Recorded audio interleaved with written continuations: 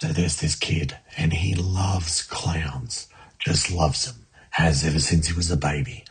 Everything in his room is clowns. He's got clown sheets, clown curtains, clown posters, clown lampshade, clown dolls, clown chair. Everything is clown.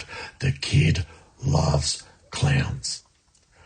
One day he's walking home from school and passes by a poster for the circus coming to town. He grabs it and runs home as fast as he can, waves the poster at his mum's face and says, "Mum, the circus is coming to town. We've got to go to the circus to see the clowns. Mum, we've got to see them this weekend." The mum's kid tries to calm him down and says, "Oh, I don't know. A bit short notice. But Mum, they're only going to be here for 1 weekend. Mum, we got to go to the circus. Mum." So she gives in and says, all right.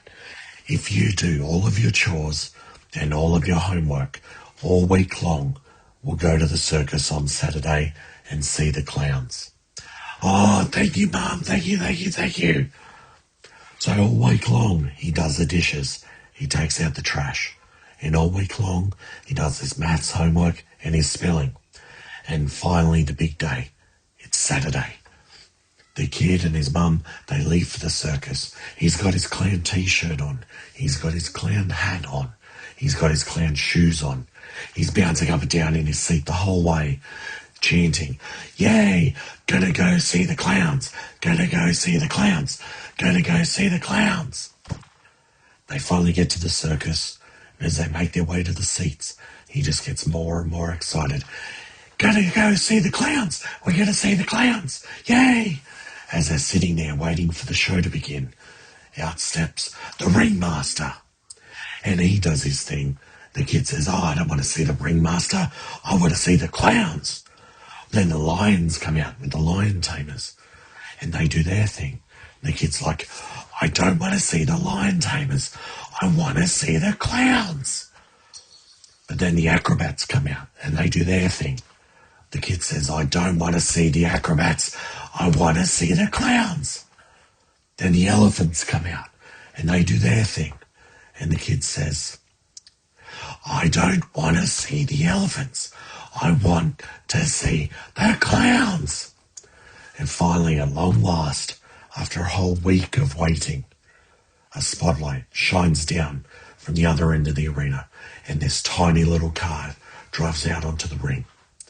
And out step all of these clowns, big ones, small ones, skinny ones, fat ones, giant ones, midget ones, old ones, young ones, male clowns, female clowns, and they're doing their clown thing. They've got the water spray, they've got the cream pies, they've got the flower that squirts water, and the never-ending scarves, and all sorts of hilarity. The kid is in heaven. He is loving every minute of it. After several minutes of this, out from the car steps the head, the master, the boss, the king clown, very regal and very much in charge.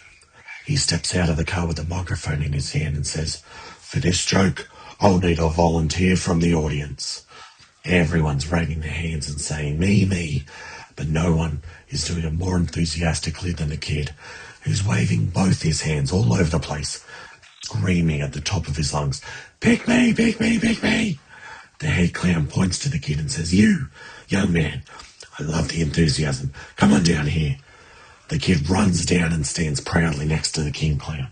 The clown says, "I need to ask you a few questions. Are you a penguin?"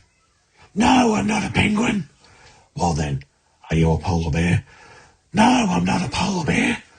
"Well, then you must be a jackass." And everyone bursts out laughing. All the clowns are laughing. Everyone in the audience is laughing. The acrobats are laughing. Even the lions are doing a bit of a lion kind of laugh. The kid's mum is even laughing. But the kid doesn't get it. He knows he just got made fun of, but he doesn't get it. And that's all he can think about for the rest of the circus. That's all he can think about for the entire drive home. And once they get home, he decides he hates clowns from that point on. He gets rid of everything that has clowns from his room. He gets rid of the clown sheets, clown curtains, clown posters, clown lampshade, clown dolls, clown chair, everything except for the books, because he decides he's going to get revenge on this clown. So he studies every clown book he can, learns all of the secrets, the tricks, jokes to clowning. He goes to the library and learns all about it. He watches every video and DVD he can find about clowns. He learns the art of clowning inside out. When he graduates high school, he goes to clown college and he gets more in depth with his studies. He knows everything there is to know about clowning.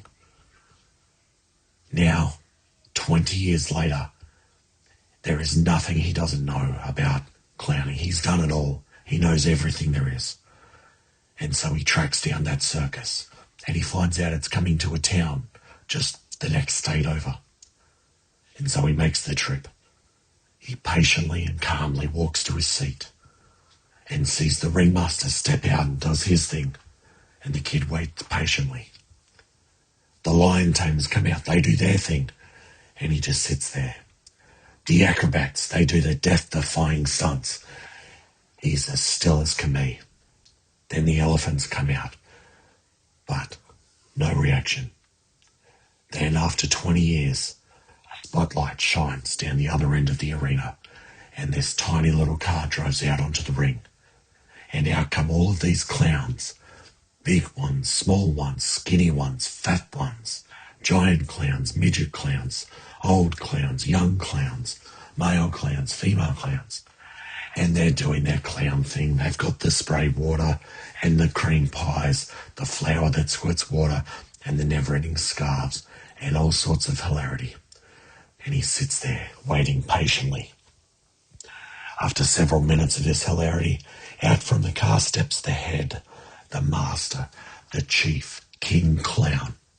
Very regal and very much in charge. A little older, but the kid knows. He knows it's the same clown. He steps out of the car with a microphone in his hand and says, "For this joke, I need a volunteer from the audience." Everyone's raising their hands, yelling, "Me, me." But above everyone else, the head clown hears the kid say in a clear, authoritative voice, "Pick me." The head clown says, "Well, I've never picked anyone your age before, but come on down, sir, come on down." The kid stands up and calmly walks down to the ring, stands next to the head clown. The clown says, "I need to ask you a few questions. Are you a penguin?" "No, I'm not a penguin." "Well then, are you a polar bear?" "No, I'm not a polar bear." "Well, then you must be a jackass." And everyone bursts out laughing. All the clowns are laughing. Everyone in the audience is laughing. The acrobats are laughing. But the kid holds his hands up to quiet everyone down, which they do. He grabs the microphone from the head clown, turns to him, looks him square in the eyes and says, "No, I'm not. Fuck you," and walks away.